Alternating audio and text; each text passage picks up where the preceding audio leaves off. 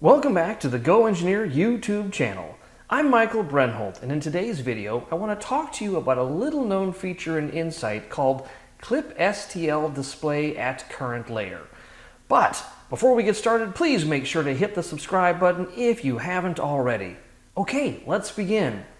In Insight, sometimes when you get a file loaded up, you may look to yourself and think, well, if I come over here and I slice my part, and it goes through the slicing process, and then I turn around and I create a toolpath so I can actually see how the machine is going to build this part layer by layer.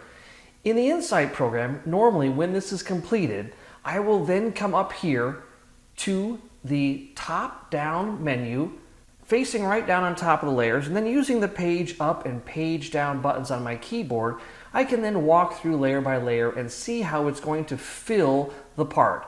And from this view, it works perfectly fine. I can see that I'm getting good green, which is model material, being placed inside the parameter red lines. But as you're progressing up through the part, if for whatever reason somebody were to walk into the room and say, hey, what are you working on? And you go to an isometric view and they say, what's that strange green and red floating line? Well, here's how you can show them or yourself, especially if it's a complicated part, where am I exactly in this piece?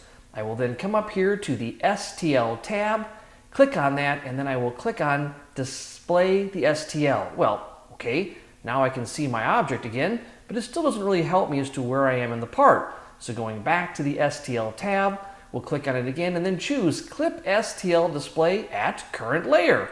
Boom! And then just that fast, using the page up and page down functions on my keyboard again, I can then walk through this part, and now I can see how the machine is building the geometry layer by layer through the STL being displayed.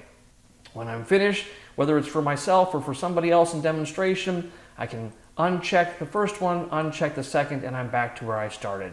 So there you have it, a quick overview of how to help yourself or somebody else in Insight see where you are in a given part that you're trying to process. Okay, if you have any other questions, please again like and subscribe to this video. Also, you can reach out to us at goengineer.com. Thanks for spending some time with us today. Bye.